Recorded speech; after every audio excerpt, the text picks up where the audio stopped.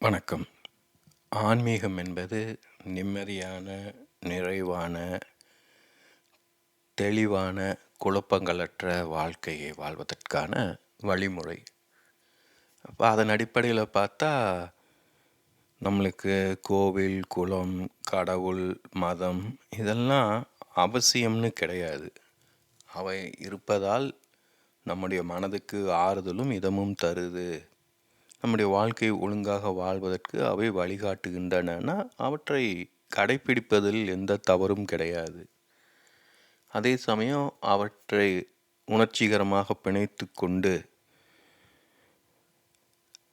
உண்மையை புரிந்து கொள்ளாமல், அதன் பின்னாடி உள்ள நுட்பங்களை புரிந்து கொள்ளாமல், அவற்றை நம்முடைய அடையாளமாக்கி அதை கொண்டு கூட்டம் சேர்த்து அரசியல் செய்வது ஆன்மீகம் கிடையாது.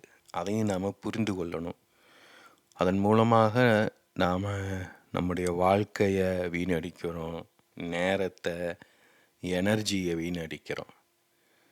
மாறாக நம்மை நாம் புரிந்து கொள்ளணும். இப்போ நமக்கு ஒன்று மீது ஈர்ப்பு உருவாகுது அப்படின்னா எதனால் அது உருவாகுது? நம்ம அப்பா அம்மாவாக இருக்கலாம், நம்ம குழந்தையாக இருக்கலாம், ஒரு திரைப்படம், நடிகர், ஒரு புத்தகம், ஒரு ஆணோ பெண்ணோ யாராக வேணாலும் இருக்கலாம். எதனாலும் நாம் ஈர்க்கப்பட்டோம் அப்படின்னா ஏன் ஈர்க்கப்படுறோன்னு பார்க்கணும். ஏன்னா நமக்குள்ள ஏதாவது ஒரு வெறுமை, அது வெறுமைன்னு சொல்வதை காட்டிலும் பார்த்திங்கன்னா ஒன்று ஈர்க்கப்படுது அப்படிங்கும்போது ஒன்று நாம் காந்தமாக இருக்கோம் அல்லது நாம் இரும்பாக மாறுறோம்னு சொல்லலாம் இல்லையா? அப்போது காந்தமாக இருந்தோம்னா நாம் எதையோ ஈர்க்கிறோம் நம்ம நோக்கி. இரும்பாக இருந்தோம்னா நாம் எதனாலோ ஈர்க்கப்படுறோம். என்னது அது? ஏன் அது? இதனால் என்ன நிகழும் அப்படின்னா நாம் நம்மை இழந்து விடக்கூடும். அது மதமாக இருக்கட்டும், இல்லை ஒரு அரசியல் கட்சியாக இருக்கட்டும், ஒரு மொழியின் மீதான பற்றாக இருக்கட்டும், ஒரு நாட்டின் மீதான பற்றாக இருக்கட்டும், ஒரு நடிகரின் மீதான பற்றாக இருக்கட்டும், ஒரு அக்கா, தங்கை, குழந்தை, அப்பா, அம்மா யார் மீது வேண்டுமானாலும் பிரியமாகவோ பாசமாகவோ இருக்கட்டும். நாம் நம்முடைய வாழ்க்கையை வாழாமல் நாம் இன்னொருவருக்காக, வேறொன்றுக்காக நம்முடைய நேரத்தை, எனர்ஜியை, பணத்தை, வாழ்க்கையை செலவழிக்கிறோம் அப்படின்னா ஏன்னு நம்ம தெரிஞ்சுக்கணும். ரொம்ப முக்கியமான விஷயம். இதற்கு கடமை, பொறுப்பு, தர்மம், அறியாமை, அவசியம் இப்படின்னு பல காரணங்களை சொல்லலாம். வாழ்க்கையில் ஒவ்வொருவரும் தனியாக, சுயமாக தன்னுடைய வாழ்க்கையை வாழ்ந்தாக வேண்டும். தாயும் பிள்ளையும் ஒன்றுனாலும் வாயும் வயிறும் வேறு. குழந்தைக்கு உடம்பு சரியில்லைன்னா அம்மா மருந்து சாப்பிட முடியாது. அம்மாவுக்கு உடம்பு வலிக்குது அப்படின்னா குழந்தையால் ஒன்றும் செய்ய முடியாது. ஆனால் சும்மா இருக்க முடியாது. குழந்தைக்கு உடம்பு சரியில்லைன்னா அம்மானால் சும்மா இருக்க முடியுமா? யோசிச்சு பாருங்கள். பட்னி கிடப்போம், கவலைப்படுவோம், கோவிலுக்கு போவோம், சாமியை வேண்டிக்குவோம். அதே போல் அம்மாவுக்கு உடம்பு சரியில்லைனாலும் குழந்தையால் இருக்க முடியாது. வளர்ந்த குழந்தைன்னா சொல்லலாம். ஆனால் வளராத குழந்தை பார்த்திங்கன்னா அம்மா மீது பிணைப்பு கொண்டு அம்மாவோடைய குருதியை பருகி தான் வாழ்ந்து கொண்டு இருக்கும். ஸோ நம்ம வளரும்போது என்ன ஆகுதுன்னா அம்மாவுக்கு பொதுவாக வேறு ஒன்றை பிடிச்சிக்கிறோம். ஒன்று அவருக்கு நம்முடைய குருதியை, நம்முடைய வாழ்க்கையை, நேரத்தை, எனர்ஜியை தருவதன் மூலமாக நம்மை அன்னையைப் போல உணர்கிறோம். ஒரு வளர்ந்த ஒரு பெண்ணை போல உணர்கிறோம். அதே போல் குழந்தையாக நாம் வேறொருவருடைய நேரத்தை, எனர்ஜியை, வாழ்க்கையை உறிஞ்சி வாழும் வாய்ப்பு உண்டு. நம்ம இன்னொரு நடிகரை ஏன் விரும்புகிறோம்? நடிகருக்கும் நம்மளுக்கு என்ன சம்பந்தம் இருக்குது? அவர் என்ன நம்ம வீட்டுக்கு காய் வெட்டி கொடுத்தாரா? பாடம் சொல்லி கொடுத்தாரா? என்ன யோசிச்சு பாருங்கள். ஏன் அவ்வளோ ஈர்க்கப்படுறோம்? என்ன காரணம் அப்படின்னா நமக்குள்ளே நாம் வெளிப்படுத்தாத திறமைகள் ஏதோ நிறைய ஒளிஞ்சிக்கிட்டு இருக்குது. நமக்குள்ளே ஏகப்பட்ட இருள் இருக்குது. இப்போது இரும்பு அப்படின்னா அது யோசிச்சு பாருங்கள். ஒரு இறுக்கமான ஒரு உலோகம் அது. அதற்குள்ளே என்ன இருக்குதுன்னு அதுக்கு தெரியறது கிடையாது. அதனால தான் அது வேறொன்றால் ஈர்க்கப்படுது. இப்போ ஒரு பொருள் வந்து ஒரு காந்தத்தோட ரொம்ப நாள் தொடர்பு இருந்ததுன்னா, அதுவும் காந்தத்தன்மை பெறும். கவனிச்சிருக்கீங்களா? அது நீண்ட நாட்களுக்கு இருக்கலாம், அல்லது தற்காலிகமாக கூட இருக்கும்.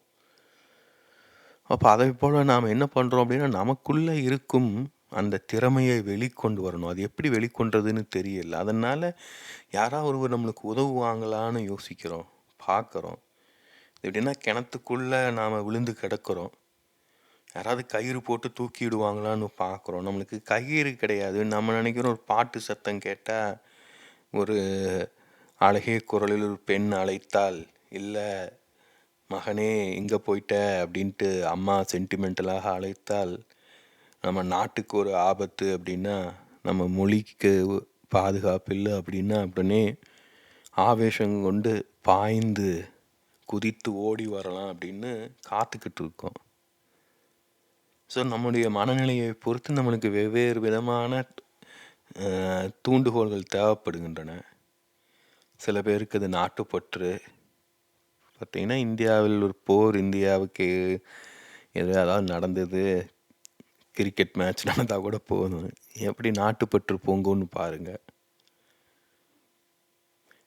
ஸோ இதெல்லாம் என்ன விஷயம்னு யோசிச்சு பார்த்தா, நம்ம அப்படியே சோர்ந்து போய் கிடக்குறோம். என்னன்னே தெரியாம வாழ்ந்துக்கிட்டு இருக்கோம். நம்மளுடைய அகத்துக்குள் நம்முடைய உண்மையான சுயம் ஒளிந்து கொண்டு இருக்கு. அது வெளியில வரணும். அதுதான் நம்முடைய ஆன்மா. ஆனா, அதுக்குள்ள இருக்குங்கிறதே நம்மளுக்கு தெரியல. அதற்கு மேல நம்முடைய அடையாளம், நம்முடைய புரிதல்கள் போன்றவை மூடிக்கிட்டு கிடக்குது. குப்பை மேடு போல கிடக்கு உள்ள. குப்பை போட்டுக்கிட்டே இருக்கோம். வெளியிலிருந்து உள்ள விழுந்துக்கிட்டே இருக்கு விஷயங்க. அவற்றை எடுத்து பார்க்கறதுக்கும் சங்கடமாக இருக்கு. குப்பைக்குள்ள போய் கை வைக்கிறதா அப்படின்ட்டு. ஸோ இதுதான் நிகழ்ந்து கொண்டு இருக்கு. இப்ப இத தான் நான் வந்து எந்த கோணத்தில் சொல்றேன்னா, ஒரு எமோஷனல் ஹைஜீன் இல்ல எனர்ஜெட்டிக் ஹைஜீன்னு சொல்லலாம். ஹைஜீன்னா ஆரோக்கியம், எமோஷனல்ல உணர்ச்சிகள், எனர்ஜின்னா எனர்ஜி ஒரு தமிழ் வார்த்தை ஆயிருச்சு இப்போ. ஸோ உணர்ச்சிகள் தான் எனர்ஜி இல்லையா? ஒரு சிரிக்கிறோம் அப்படின்னா, அது ஒரு உணர்ச்சிய வெளிப்படுத்துது. துக்கமா இருக்கோம்னா, அது ஒரு இறுகிய எனர்ஜிய காட்டுது. துக்கம்னா ஒரு எனர்ஜியே கிடையாது. ஒண்ணும் இல்லாம இருண்டு போய், தேங்கி போய், சோம்பி போய் கிடப்பது தான் துக்கம்னு சொல்லலாம் இல்லையா? மகிழ்ச்சின்னா அதில ஒரு ஒளி இருக்கு. ஒரு விரும்புவோம் எல்லாருமே. அது வந்து ஒரு தீயைப் போல பற்றிக்கொள்ளுமே எல்லோருக்கும். இல்லையா? ஆனா என்ன பண்றது? அது துக்கத்த அதுக்காக என்ன பண்ண முடியும்? அதையும் நாம கையாளணும். வேற வழியே கிடையாது. இதெல்லாம் இதையெல்லாம் குறித்த புரிதல் நம்மளுடைய மரபிலும் இருந்திருக்கு. கொஞ்சம் யோசிச்சு பார்த்தீங்க அப்படின்னா, அதன் அடிப்படையில தான் மங்களம்னு ஒரு சொல் உருவாக்கப்பட்டது. மங்களம்னா மனசுக்கு இதமானதுன்னு சொல்லலாம். அது பொதுவாக ஆன்மீக கோணத்தில் கடவுள் போன்றவற்றை மையமாக வைத்து உருவாக்கப்பட்ட சொல்னா, சுருக்கமாக வந்து அது கண்ணுக்கு குளிர்ச்சியாக, இதமாக இருக்குன்னு சொல்லலாம். அது பழக்கத்தினால தான் சில விஷயங்கள் நம்ம கண்ணுக்கு இதமாக இருக்கு. மறுக்கல. ஏன்னா பழக்கம்ங்கிறது பண்பாட்டு மரபின் ஒரு பகுதி. ஒரு ஒரு இடம், காலம், இடத்தில் என்ன அடிக்கடி நிகழுதோ, அடிக்கடி பார்க்குறோமோ, அது மனதுக்கு இதமாக இருக்கும். ஸோ நம்முடைய மரபு நீண்ட காலமாக பல்வேறு வழிமுறைகளை கடைப்பிடிச்சு வந்திருக்கு. அவை இன்றைய காலகட்டத்தில் நம்முடைய மனதுக்கு ஒவ்வாததாக இருக்கலாம். ஆனா, அவை இவ்வளோ நாளா பயன்பட்டு வந்திருக்கு இல்லையா? ஏதோ ஒரு காரணத்தால. அவை நம்ம ஆழ் மனதுக்கு இடம் தருவதில் சந்தேகமே கிடையாது. இப்போ நீ மேலை நாடுகளுக்கு போனா, அவர்களுக்கு ஆறுதலும், இதமும் தருவது என்னன்னா, கிறிஸ்துவ தேவாலயங்கள், அந்த வழிபாடுகள், அதன் அந்த ஒளிக்குறிப்புகள் இதெல்லாம் தான். இப்போ அவங்க அதற்கற்று வெட்கப்படுவது கிடையாது. நாம வெட்கப்படுறோம். ஏன்? ஏன்னா நம்முடைய மரபில் வேறு பல கூறுகளும் இருக்கு. வெளிப்படையாக நாம வந்து மனிதர்களை வந்து ஒடுக்குறோம், கட்டுப்படுத்துறோம். பெண்கள், முதியவர்களை நாம் நடத்தும் விதம் இதையெல்லாம் குறித்து நம்மளுக்கே ஒரு ஒவ்வாமை இருக்கு. முதல்ல நம்மளுக்கே அத பத்தி ஒரு புரிதலே கிடையாது. நமக்கு நம்ம குறித்த ஒரு தெளிவே கிடையாது. அதனாலேயே நம்மளுக்கு அடிப்படையில் ஒரு தாழ்வு மனப்பான்மை இருக்கு. அப்போ என்ன பண்றேன்னா, இதெல்லாம் ஒட்டுமொத்தமா நாங்க புறக்கணிச்சுட்டா நாம புத்திசாலி ஆயிடுவோம்னு நெனைக்கிறோம். அதாவது ஒரு புத்திசாலித்தனம் அப்படிங்கிறது பார்த்தீங்கன்னா, ஒண்ணு புரிதுவதன் மூலமாக தான் புத்திசாலி ஆக முடியும். வெறுப்பதன் மூலமாக ஆக முடியாது. புத்திசாலின்னு கிடையாது. உன்னை நாம கடக்கணும். உன்னை விட்டு நம்ம வெளியேறி மீண்டு வரணும் அப்படின்னா, அத புரிஞ்சுக்கணும். நம்ம புறம் ஒதுக்குவதால், அது நம்மளுக்கு தேவையில்லன்னு ஒதுக்கி தள்ளுவதால், அது புரியலன்னு கீழ போட்டு மிதிக்கிறதால நம்ம எந்த விதத்திலயும் மாற மாட்டோம். அப்போ இதையெல்லாம் நாம புரிந்து கொள்ள பார்க்கணும். எடுத்த உடனே நம்ம வந்து நம்ம இப்போதைய நம்முடைய மனநிலையை போட்டு பார்க்கக்கூடாது. இவ்வளவு அடக்குமுறைகள், ஒடுக்குமுறைகள் இருந்தாலும், ஏதோ ஒரு விதத்தில அவை இவ்வளோ காலமாக பயன்பட்டு வந்திருக்கு இல்லையா? எந்த விதத்தில் பயன்பட்டிருக்குன்னு பார்த்தோம்னா, இதுதான் அவை ஒரு மனநிலையை உருவாக்குவதற்கு உபயோகப்பட்டன. இவர் இதை செய்யலாம், இதை செய்யக்கூடாது, இந்த இடம் இப்படி இருக்கணும் அப்படின்லாம் வரும்போது ஒரு கோவில்னாலே எடுத்துக்கோங்க. ஒரு மனநிலை இருக்குல்ல, அது ஒரு பொது இடம். வெவ்வேறு விதமான மனிதர்கள் வெவ்வேறு விதமான மனநிலைகளில் வருவாங்க. அப்படியும் வந்து அந்த ஒரு அமைதியையும் அந்த ஒரு நிலையையும் மெயின்டைன் பண்ணுறதுங்கிறது சாதாரணமான விஷயம் கிடையாது. எவ்வளோ காலமாக எவ்வளோ விதத்தில் நாம் பண்பட்டு இருக்கணும் நம்முடைய மனம்.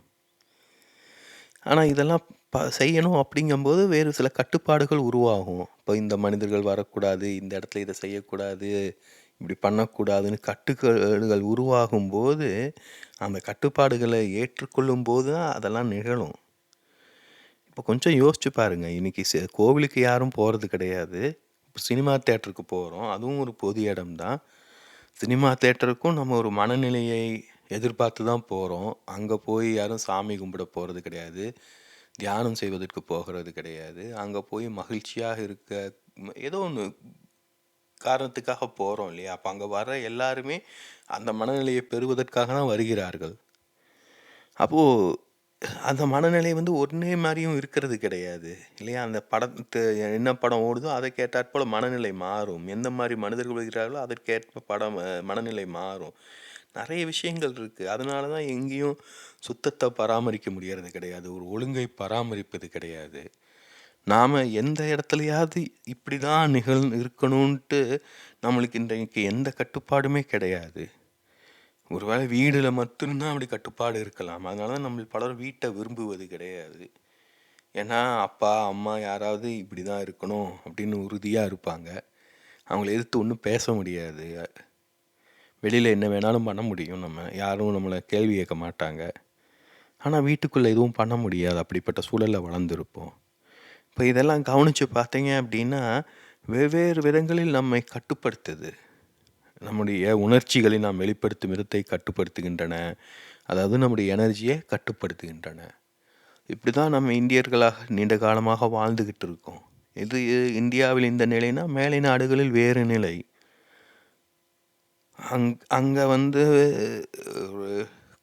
குழந்தைகளுடைய வாழ்க்கை குறித்து யாரும் பெரியவர்கள் பெருசாக கவலைப்பட மாட்டாங்க. ஒவ்வொருவரும் தங்களுடைய வாழ்க்கையை தாங்களே பார்த்து கொள்ளணும். அதற்கு தேவையான அடிப்படையான வசதிகளை அரசாங்கம் உருவாக்கி தரும். அதாவது நீ வந்து வேலை செஞ்சு உன் வாழ்க்கையை நீ பார்த்துக்கணும். உனக்கு வாழ்க்கையை பார்த்துக்கிறதுக்கு நீ சம்பாதிக்கணும். உனக்கு சம்பாதிக்கிறதுக்கு என்ன தேவை? படிப்பு வேணுமா? சரி. வேலை வேணுமா? சரி. வேற அதுக்கான அடிப்படை தேவைகளை அரசாங்கமாக நான் உருவாக்கி தர்றேன். நான் எல்லா மனிதர்களுக்கும் அது உருவாக்கி தர்றோம். நீங்கள் இவ்வளவு வரி கட்டுங்க அப்படிங்கிறது தான் மேலை நாடுகளோட இது. நீ உன் வேலையை பாரு, அவ்வளோதான். யாரும் இன்னொரு வாழ்க்கையில் மூக்க நுழைக்காதீங்க. ஸோ அந்த தனி மனித சுதந்திரத்தை முன்வைக்கிறாங்க. அந்த விதமான சாத்தியக்கூறு இந்தியாவில் கிடையாது. குடும்பம், சமூகம், சாதி, மதம்னு பல கட்டுப்பாடுகள் இருக்குது. அங்கே வாழ முடியாது. யோசிச்சு பாருங்க. ஒரு 15 வயது குழந்தை, ஆணாக இருக்கட்டும் பெண்ணாக இருக்கட்டும், தனியாக நான் வாழ்ந்து கொள்கிறேன், எனக்கு வந்து இப்போ நன்றாக பேசத் தெரியும், நன்றாக ஆடத் தெரியும், பாடத் தெரியும், நான் போய் எனக்கான வாய்ப்பை தேடி கண்டுபிடிச்சி நான் சம்பாதிச்சு நான் சுயமாக வாழ்க்கையை பார்த்துக்கிறேன்னு முடிவு பண்ணிச்சு அப்படின்னா, அந்த குழந்தையால் தன்னுடைய வாழ்க்கையை கவனித்து கொள்வதற்கு தேவையான அடிப்படை விஷயங்களை தரும் கட்டமைப்பு அங்கே இருக்கா இந்தியாவில்? யோசிச்சு பாருங்க. எந்த நிறுவனத்தையாவது சென்று அணுக முடியுமா? அரசின் உதவியை கோர முடியுமா? இதை பற்றி யாராவது பேச முடியுமா? தன்னுடைய பள்ளியில் ஆசிரியர் இல்லை வேறு யாராவது ஒரு சமூக சேவை செய்யும் ஆட்கள், இதெல்லாம் யோசிச்சு பாருங்க. அங்கெல்லாம் கான்டாக்டுங்கிறது ஏதோ அதுக்கே படிப்பு வேண்டியது இருக்குது, சமூகத்தில் தொடர்புகள் இருக்க வேண்டியது இருக்குது.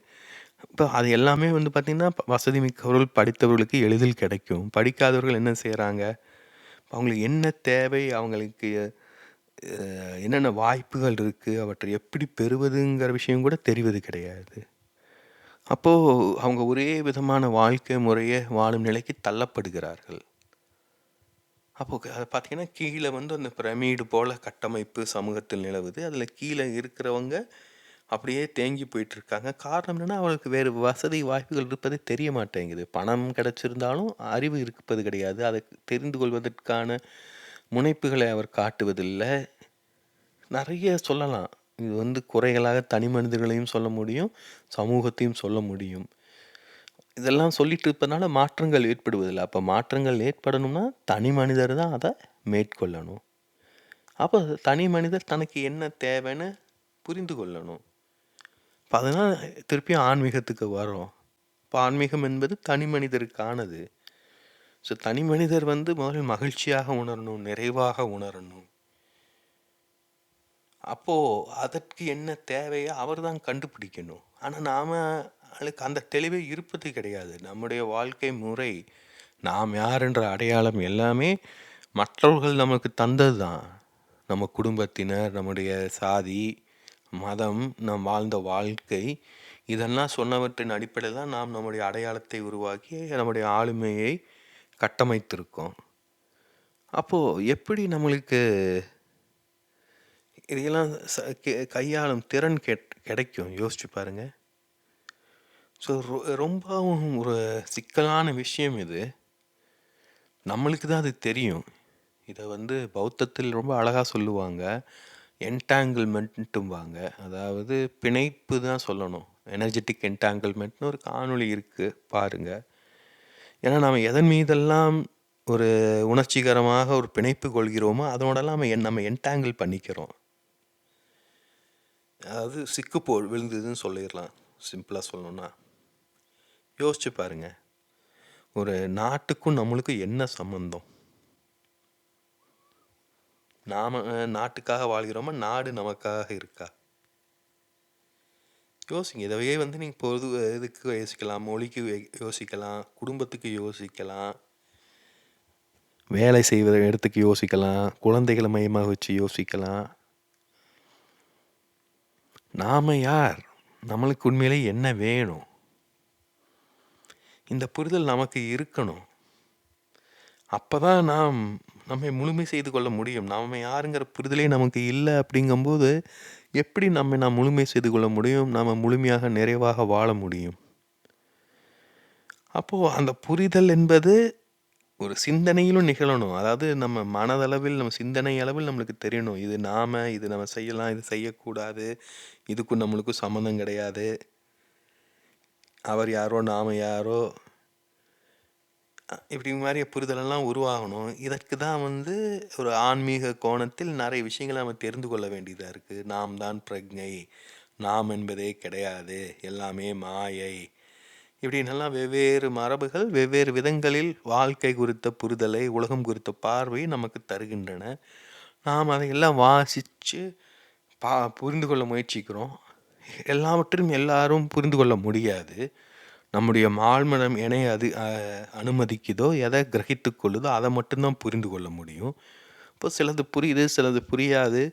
நம்முடைய பக்குவம், தேடல், தேவை, அறிவு, அனுபவம் இவற்றுக்கேற்ப அந்த புரிதலின் ஆழமும் விரிவும் மாறும். அது கூடும் அல்லது குறையும். அப்போ அந்த புரிதல் என்பது மனதில் நிகழுது.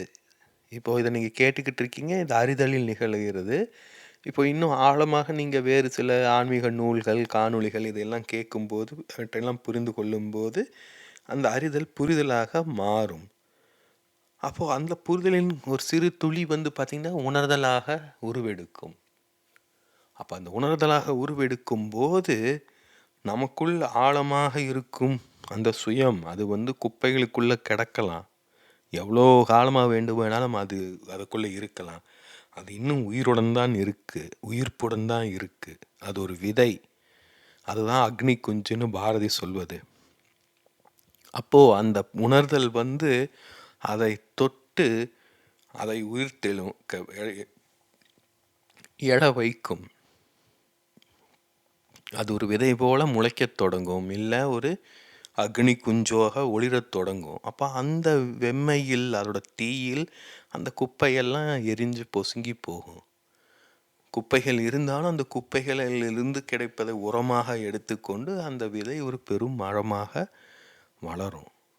அப்போ இங்கே நம்ம கவனிக்க வேண்டிய விஷயம் என்ன அப்படின்னா, அந்த எமோஷனல் ஹைஜீன், எனர்ஜெட்டிக் ஹைஜீன், அந்த ஆரோக்கியம், அந்த உணர்ச்சி. இப்போ நம்ம உணர்ச்சிங்கிறது எனர்ஜியோட ஒரு என்ன சொல்கிறது, ஒரு உணரக்கூடிய வடிவம். எனர்ஜியை உணர முடியும் நேரடியாகவே. அது ஒரு வித்தியாசமாக உணர்வு. இதெல்லாம் நிறைய பேர் உணர்ந்திருக்கலாம். இப்போது உதாரணத்துக்கு நம்ம சொல்லுவாங்க, இந்த குழந்தைக வந்து உதைக்கும் போது ரொம்ப இதமாக இருக்கும்பாங்க. அந்த என்ன நம்ம நெஞ்சிலிருந்து எனர்ஜி வெளியில் ஏறுவதை உணர முடியும். என் மகள் உதைக்கும் போது நான் உணர்ந்திருக்கேன் அதை. அப்புறம் வேறு ஒரு நபரிடம் பேசும்போது எனர்ஜியை அவர் என்னிடமிருந்து கிரகித்து கொள்வதை உணர்ந்தேன். வேறொருவரிடமிருந்து என்னுடைய நான் எனர்ஜியை கிரகித்து கொண்டதை உணர்ந்திருக்கேன். நான் வேறு சிலரிடமிருந்து அவங்க எனர்ஜியை சக் பண்ணுறதா சொல்லியிருக்காங்க. இதான் சொன்னேன், எனர்ஜி வேம்பயர்னு சொல்லியிருக்கேன். ஸோ நம்மளை அறியாமல் சில சமயம் வந்து பார்த்திங்கன்னா நம்ம வேறு சிலரிடமிருந்து எதையாவது கிரகித்து கொள்ள முயற்சிப்போம். அது என்னன்னு சொல்ல முடியாது. அப்போ நம்ம சில சமயம் பேசும்போதே ஒரு ஆறுதலை உணர்வோம் சிலர்கிட்ட பேசி முடிஞ்சே அயற்சியாக உணர்வோம். அயற்சியாக உணர்வோன்னா என்ன காரணம்னா, அவங்க நம்மிடமிருந்து எனர்ஜியை கிரகித்து கொண்டிருக்காங்கன்னு அர்த்தம். அப்போ அந்த எனர்ஜிலேருந்து அவங்க என்ன கிரகித்து கொண்டாங்க தெரியாது. அது ஆழ்மனம் கிரகித்து கொள்ளும். அப்புறமா அது வந்து நம்முடைய அனுபவம், அறிவை கொண்டு அதை வந்து ஏதாவது விதத்தில் நம்ம வெளிப்படுத்தி ஆகணும். அது மாறும். அப்படி தான் நம்ம வந்து பார்த்திங்கன்னா நம்மளை சுற்றியும் வந்து நம்மளை அறியாமல் யாராவது சிலர் நம்மளை ஈர்த்து கொண்டிருக்கிறார்கள். நாம் வேறு யார் ஈர்த்துக்கிட்டே இருக்கோம். ஸோ நம்ம உடலில் வந்து அந்த எனர்ஜி தெளிவாக துல்லியமாக வெளிப்படும். நம்ம பார்க்கிறவர்களால் அதை உணர முடியும். இது நான் நீண்ட காலமாக நம்புறதில்லை. இப்போல்லாம் அது ரொம்ப தெளிவாக புரியுது எனக்கு.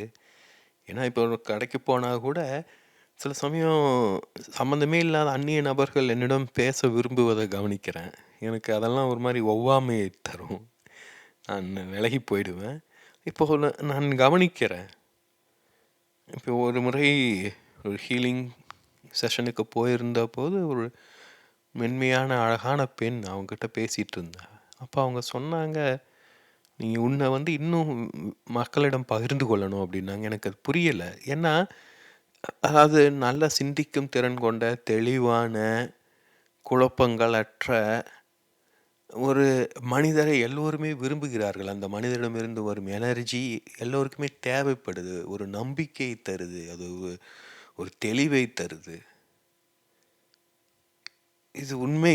இது நம்ம வந்து முரண்பட தேவையாது. இது வந்து யாரும் யாரையும் இழிவுபடுத்துவதோ, யாரும் யாரை காட்டியும் மேலானவர் கீழானவர்ன்றோ கிடையாது. இப்போது நானும் குழம்பி இருந்திருக்கேன்.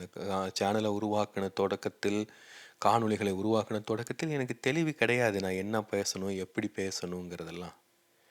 அப்போது நீங்கள் பலரும் நீங்கள் கொடுத்த அந்த கமெண்ட்டுகள், தந்த எதிர்வினைகள், கருத்துக்கள் மூலமாக தான் நான் என்னை புரிந்து கொண்டேன். ஸோ என்னுடைய அந்த எனர்ஜியை க்ளீன் பண்ணுறதுக்கு நீங்கள் எல்லாருமே உதவி இருக்கீங்க. இப்போ அதை போல தான் நானும் உங்களுடைய மனதை தெளிவுபடுத்துவதற்கு உதவிக்கிட்டு இருக்கேன். இப்போது இது நிகழ்ந்து கொண்டே இருக்குது.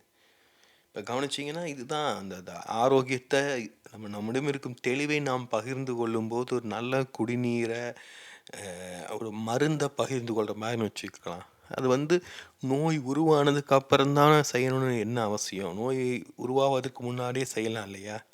நம்ம மனக்குழப்பம் வந்து பிரச்சனைகளில் சிக்கிக்கிட்டு அப்புறமா ஐயோன்னு ஓடுறதுக்கு பொதுவாக இப்போ இருந்தே அதை செய்யலாமே. இப்போ அதுதான் நான் சொல்வது. அதாவது நான் இதை அணுகும் விதம் வந்து ரொம்ப ஆழமானது. பொதுவாக நாம வந்து செயலில் தூய்மையாக இருப்பத பத்தி தான் பேசுறோம். இப்போ கோவில் சுத்தமாக இருக்கு, வீடு சுத்தமாக இருக்குன்னா அது ஒரு செயல் இல்லையா? யாராவது சுத்தமா வைத்துக்கொள்ள வேண்டியதாக இருக்கு. இன்றைக்கு வாழ்க்கை முறை சிக்கலாக இருக்கு. யாருக்கும் அவ்வளவு நேரம் இல்ல. நம்மளுக்குள்ள துக்கம் நிறைய தேங்கி போய் கிடக்கு. அதனாலேயே நம்மால செய்ய முடிவதில்ல. அது நம்மள இறுக்கி ஒரு புதைகுழி போல ஈர்த்து வைத்திருக்கு. அதனாலேயே வந்து பார்த்தீங்கன்னா,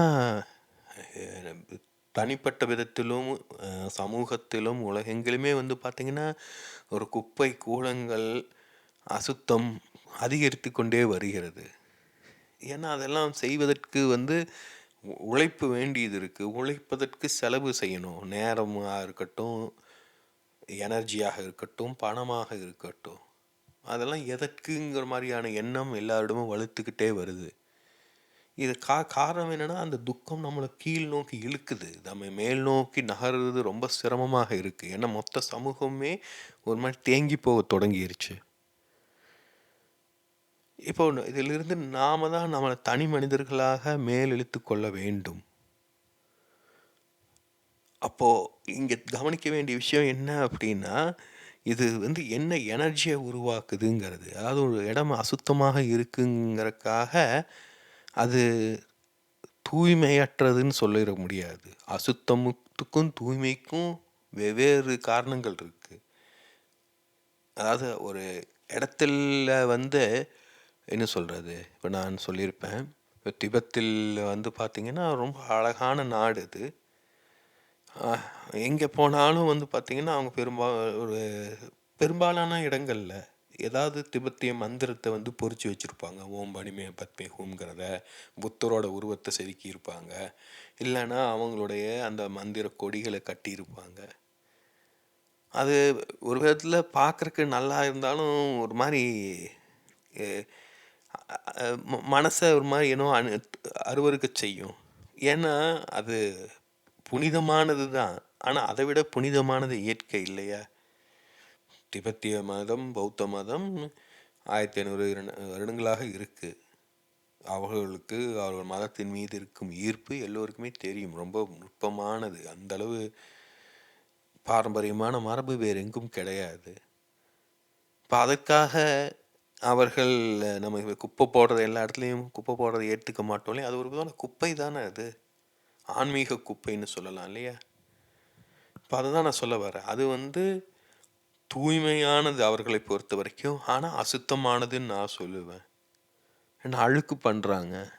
தூய்மை செய்யறேங்கிற பேர் வழியில. சில சமயம் தூய்மைன்னு நாம செய்வது வந்து மனிதனின் பார்வையில் இருக்கும்.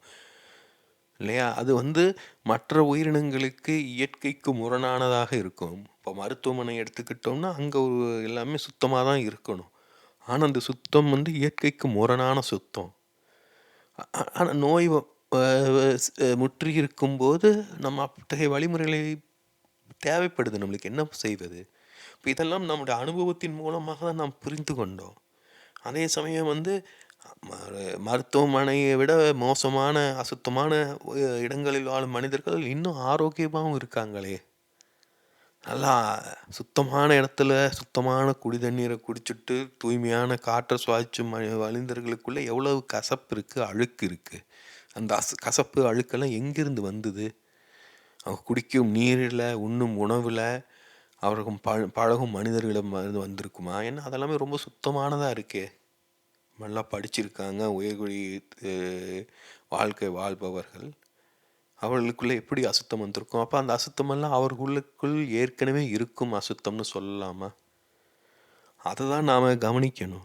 இன்றைக்கு ஆன்மீகம்னு பேசுபவர்கள் பலர் எவ்வளவு அழுக்கானவர்கள்னு யோசிக்குங்க.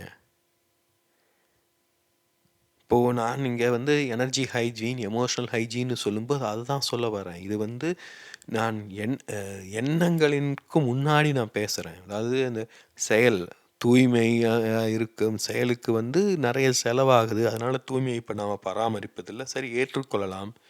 செயலில் தூய்மையா இருப்பது கஷ்டம். எனக்கும் அது கஷ்டம். அதனால அதுக்கு ஒரு எக்ஸ்கியூஸ் குடுத்துக்கலாம். சொல்லில் தூய்மையாக இருப்பது நல்ல சொற்களை நம்மால் சொல்ல முடியுமா? அதனால வந்து என்னன்னா நடிக்கிறோம் நெறைய பேரு. அப்படியே தேனொழுக பேசக்கூடும். ஆனா, அது உண்மையா அந்த சொல்? அப்போ அதுக்கு முன்னாடி எண்ணங்களை கவனிக்கணும். எண்ணங்கள் தூய்மையாக இருக்கா? எண்ணங்களை பத்தி யாரு கவனிக்கிறா? எண்ணம் நம்மளுக்குள்ள இருக்கிறது. உங்களுக்கு என்ன பிரச்சனை? என் எண்ணம் தூய்மையா இருந்தா என்ன? இல்லாம இருந்தா என்ன? இல்லையா, அது பிரைவசி. நான் அதை பத்தி சொல்லணுங்கிற அவசியம் கூட கிடையாது. நான் சொல்வதை கவனியுங்க, செய்கிறத பாருங்க, அவ்வளவுதான். எனக்குள்ள என்ன இருக்குங்கிறது அதுக்கும் உங்களுக்கும் சம்மந்தம் கிடையாது. அப்படிதான் நம்ம நினைக்கிறோம். ஆனால் அப்படி இல்லை. ஒருவன் ஊமக்கோட்டானா எதுவுமே பேசாமல் இருந்தான் அப்படின்னா அவன் மேலே ஒரு சந்தேகம் நிலவும். யார் அவன்? ஏன்னா அவன் என்னைக்காவது ஒரு நாள் ஏதாவது செய்யக்கூடும், சொல்லக்கூடும், அது நம்மளை காயப்படுத்தக்கூடும். நாம் எல்லோருமே அதற்கு தயாராக இருக்க தான் விரும்புவோம். ஒரு எப்போ குண்டு வெடிக்குமோ அப்படிங்கிற மாதிரி சூழலில் வாழ யாரும் விரும்ப மாட்டோம். அப்போது நம்முடைய ஆழ்மனம் அந்த போன்ற மனிதரை கவனித்து கொண்டே இருக்கும். அவர்கள் மறைமுகமாக ஒரு நிம்மதியின்மையை உருவாக்குவார்கள், ஒரு குழப்பத்தை ஏற்படுத்துவார்கள். இப்போ இதை ஒரு நுட்பமான காரணத்துக்காகவும் பயன்படுத்தலாம். இப்போ ஒரு ஆன்மீக கோணத்தில் பார்த்தீங்கன்னா, சில ஆன்மீக ஞானிகள் பேசாமல் இருப்பாங்க, மௌன விரதம் இருப்பாங்க. உண்மையிலேயே அவங்க மௌனமாக இருப்பாங்க. அதுக்கு பின்னாடிலாம் காரணம் இருக்குது. ஏன்னா ஒருத்தர் பேசாமல் இருந்தார் அப்படின்னா அவர் என்ன நினைக்கிறாருன்னு நாம் யூகித்து தான் உணர முடியும். நாம் என்ன உணர்றோம், என்ன புரிந்து கொண்டோங்கிறது நம்மளுக்கு மட்டுமே உரித்தானது. அவன் ஏதோ பெரிய திட்டம் போடுறான், பேங்கை கொள்ளடிக்கிறான் போல் இருக்குன்னு சொல்லிட்டு உடனே நம்ம சொன்னோம்னு வச்சுக்கோ, ஏமாப்பில் அதே தான்டா நானும் நினச்சேன் அப்படின்னு சொல்லுவாங்க. ஏன்னா அவனுக்கு 2 பேருக்கும் அந்த பேங்கை கொள்ளடிக்கிற திட்டம் ஏதாவது இருந்திருக்கும். ஏதாவது சினிமாவை பார்த்து அப்படி நினச்சிருப்பாங்க. ஸோ இப்படி தான் நம்மளுக்குள்ளே தெரிஞ்சது இன்னொருவர் மேலே போட்டு பார்த்து கனெக்ட் பண்ணி புரிந்து கொள்கிறோம். இப்போ அதனால தான் நம்ம ஒரு புதிய மனிதர் பார்த்தோன்னே, யார் நீங்கள், இங்கேருந்து வர்றீங்க, என்ன பேர், அப்பா அம்மா என்ன செய்கிறாங்க அப்படின்னு தெரிந்து கொள்ள விரும்புகிறோம். அதன் அடியில் ஒரு ஸ்டீரியோ டைப் பண்ணி பொதுமைப்படுத்தி அவரை பற்றிய ஒரு புரிதலை உருவாக்கி கொள்ள முடியும். அப்போது பேசாமல் இருப்பதும் கூட ஒரு திட்டமாக இருக்கக்கூடும். அது நம்ம சுயநினைவோடும் செய்யலாம், சுயநினைவு இல்லாமலும் செய்யலாம். ஆனால் அதான் சொன்னேன், மனிதர்கள் நம்மளை அறியாமல் எனர்ஜியை வெளிப்படுத்திக்கிட்டே இருப்போம். நம்மால் சிலர் ஈர்க்கப்பட்டுக்கிட்டு இருப்பாங்க, சிலர் விளக்கப்பட்டு கொண்டே இருப்பார்கள். அவர்கள் ஆழ்மனம் அதையெல்லாம் ஆராய்ந்தபடியே இருக்கும். இதெல்லாம் ரொம்ப நுட்பமாக நடப்பது. அதான் எனர்ஜெட்டிக்கலாக நிகழும் மாற்றம். எனர்ஜிங்கிறது இன்னும் நுட்பமானது. நான் பேசுவது எனர்ஜியின் அடிப்படையில். எண்ணம் உருவாகணும் அப்படின்னா அந்த எண்ணம் உருவாவதற்கான சூழல் ஏற்படணும் இல்லையா? அப்போ தான் அந்த எண்ணம் உருவாகும். இப்போது இந்தியாவில் இருக்கும்போது சிந்தனை சில விதமாக நம்ம சிந்தித்தாக முடியும். இப்போது கனடாவில் இருக்கோம்னா வெளியில் போகிறதுக்கு முன்னாடி என்ன குளிருங்கிறத பார்த்தாகணும். அது ஒரு இயல்பான ஒரு மனநிலை. ரொம்ப சில விஷயங்கள்லாம் ரொம்ப ஆச்சரியமாக இருக்கும். நம்முடைய வாழ்க்கை நம்மளை எப்படி மாற்றுது அப்படின்ட்டு. இப்போ அந்த இடத்துக்கு, அந்த சூழலுக்கு, அந்த மனிதர்களிடம் ஒரு எனர்ஜி இருக்குது. இந்தியா வந்தால் நம்ம சில விதங்களில் தான் நடந்து கொண்டு ஆகணும். தமிழ்நாட்டில் நம்ம சில விதத்தில் தான் நடந்து கொண்டு ஆகணும். வேறு விதத்தில் நம்மளால் வாழவே முடியாது. அப்போது அந்த இடத்துல இருக்கும் அந்த எனர்ஜி, மற்ற மனிதர்களின் எதிர்பார்ப்பு போன்றவை, அந்த இடத்துல பழக்க வழக்கங்கள், கடந்த காலம், அங்கே இருக்கும் பண்பாடு, இதெல்லாம் அதை உருவாக்குது. யோசிச்சு பாருங்கள், ஒரு நகரத்தில் நம்ம எப்படி இருக்கலாம், ஒரு மாநகரத்தில் எப்படி இருக்கலாம், ஒரு கிராமத்துக்கு போனால் எப்படி இருக்க முடியும் நம்மால். ஸோ அந்த இடத்துல நிகழும் அந்த எனர்ஜியை உங்களால் புரிந்து கொள்ள முடியும். அப்போது நம்முடைய உடலுக்கும் அந்த எனர்ஜி இருக்கு இல்லையா, அதை பற்றி நான் பேசிகிட்டு இருக்கேன் இப்போது. இப்போ அந்த எனர்ஜி தெளிவாக இருக்கணும்னா நம்ம நல்லா தூங்கணும், சாப்பாடு ஒழுங்காக செரிமானமாக ஆகணும், நம்முடைய மனம் குழப்பம் இல்லாமல் இருக்கணும். இந்த 3ம் அதற்கு முக்கியம் இல்லையா? தூங்கும்போது நம்முடைய ஆழ்மனம் தேவையான உறக்கத்தை, அமைதியை கண்டு கொண்டு இருக்கும். அது தேவையான அளவு மேல் மனதுடன் உரையாடி அது தனக்கு தேவையான விஷயங்களை பகிர்ந்து கொண்டு இருக்கும். செரிமானம்ங்கும்போது உடல் சரியாக பராமரிக்கப்படுதுன்னு பொருள். அதுக்கு தேவையான உணவு கிடைக்கிது, ஊட்டச்சத்து கிடைக்கிது, ஸோ இது வந்து உடலுக்கு உணவு என்பது, தூக்கம் என்பது ஆழ்மனதுக்கு.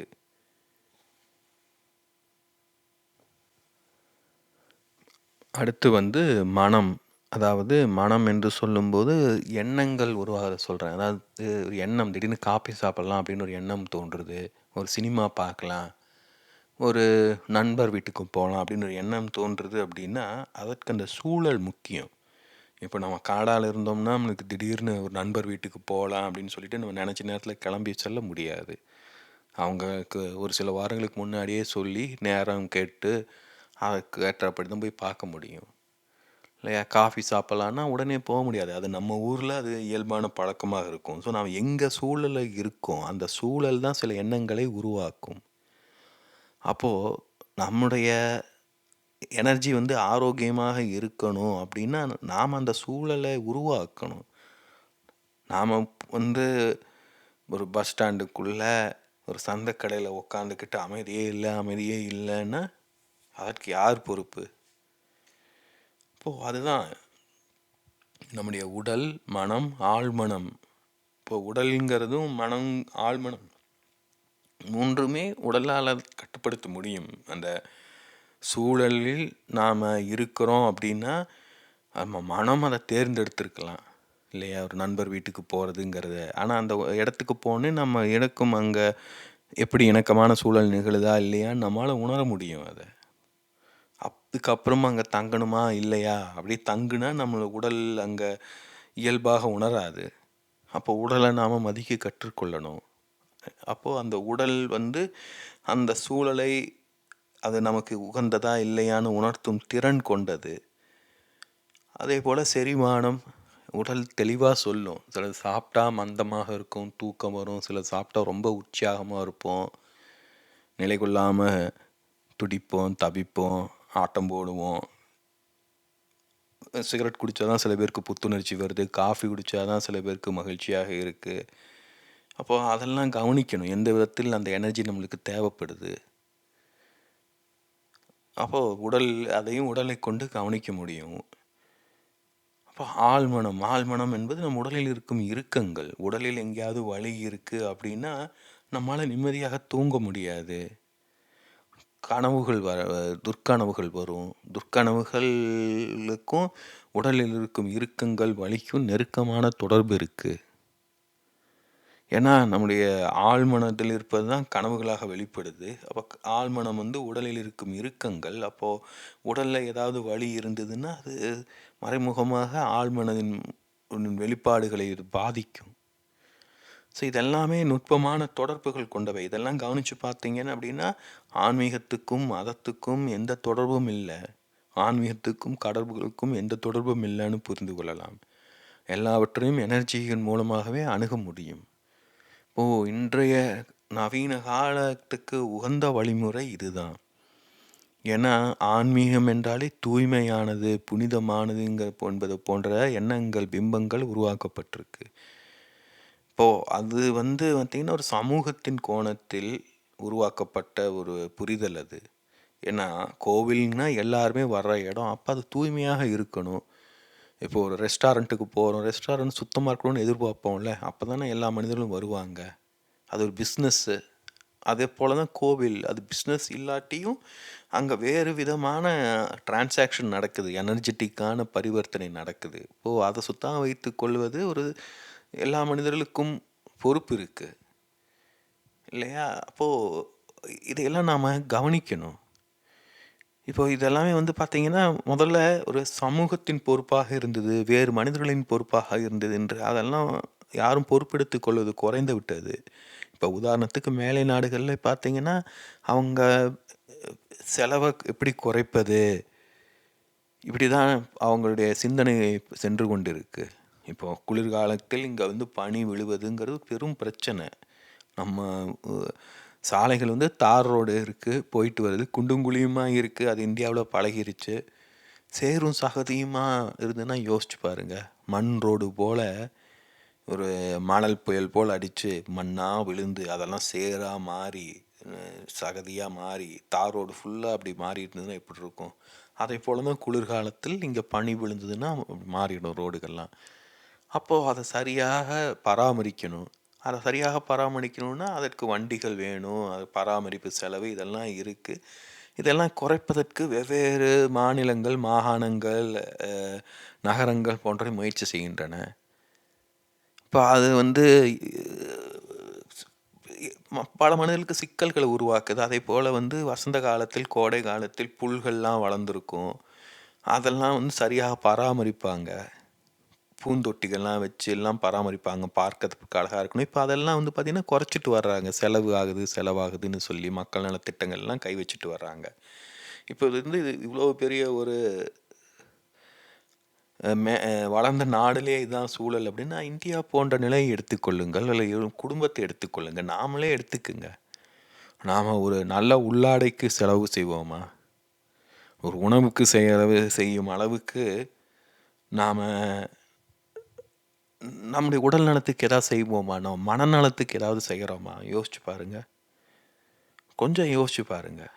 இப்போ நான் என்னுடைய தெரப்பி இதை பற்றிலாம் நான் நிறைய விரிவாகவே பேசியிருக்கேன். அதற்கான செலவு, அதற்காக நான் சந்தித்த நிபுணர்கள், அதுக்காக நான் மேற்கொண்ட முயற்சிகள் இதெல்லாம் பற்றி சிலரிடம் சொல்லும்போது அவங்க இவ்வளவு செலவு செய்யணுமான்னு கேட்குறாங்க. அதாவது கேன்சர் வந்துருக்கு அப்படின்னா நான் கோடிக்கணக்கில் செலவு பண்ணி குணம் அடைஞ்சிட்டேன் அப்படின்னா அவ்வளோ செலவு செய்யணுமாங்க அப்படின்னு கேட்டால் எப்படி இருக்கும்? இப்போ அவங்க வந்து அவங்க உயிரை காட்டிலும் வாழ்க்கையை காட்டிலும் பணத்துக்கு முக்கியத்துவம் தர்றாங்கன்னு பொருள். மக்களுடைய மனநிலையை பார்க்கணும். ரொம்ப முக்கியமான விஷயம் இதெல்லாம். இதெல்லாம் நமக்குள்ளே இருக்குது. இதெல்லாம் யார் இந்த மனநிலையை உருவாக்குனது? ஆங்கிலேயர்களா? மகாத்மா காந்தியா? மகாகவி பாரதியா? சனாதன தர்மமா? கார்ல் மார்க்ஸா? எப்படி இந்த மனநிலை நமக்குள்ளே தோணுச்சு? நம்மளோட வாழ்க்கை முக்கியங்கிற புரிதல் நமக்கு இருக்கா? உணர்வு நம்மளுக்கு இருக்கா? அதுதானே ஆன்மீகத்தின் அடிப்படை. ஆனால் எவ்வளோ சுயநலமாக இருக்கும். அந்த சுயநலம் வந்து நம்மளுக்கு உண்மையில் மகிழ்ச்சியை தருதா? இதெல்லாம் நாம் கவனிக்கணும். இப்போ அதை நான் சொல்ல போகிறேன். அந்த எனர்ஜி ஹைஜீன்கும்போது, எமோஷனல் ஹைஜீன்கும்போது எமோஷனை புரிஞ்சுக்கணும், எனர்ஜியை புரிந்து கொள்ளணும். நம்ம பலரும் என்ன செய்கிறோம்னா உணர்ச்சிகளை அப்படியே அடக்கி ஒடுக்கி அதன் மேலே ஏறி உக்காந்துக்கிறது தான் உணர்ச்சிகளை கையாள்வதுன்னு நினச்சிக்கிறோம். அப்படி இல்லை. அந்த உணர்ச்சிகள் என்ன ஏதுன்னு கவனிக்கணும், அதற்கு பெயரிடணும். நம்ம எதுக்கு கோவப்படுறோம், ஏன் கோவப்படுறோம், நுட்பமாக புரிந்து கொள்ளணும். இப்போ அதன் மூலமாக தான் நம்ம ஒரு ஆரோக்கியத்தை கொண்டு வர முடியும். புரிதல் உருவாக தெளிவு கிடைக்கும். தெளிவு கிடைக்க அது ஒரு அழகு. அது நம்மளுடைய சுமை குறையும், கனம் குறையும், இருள் குறையும், அறியாமை நீங்கும், ஒளி பெருகும். அது இயல்பாக நிகழ்வது.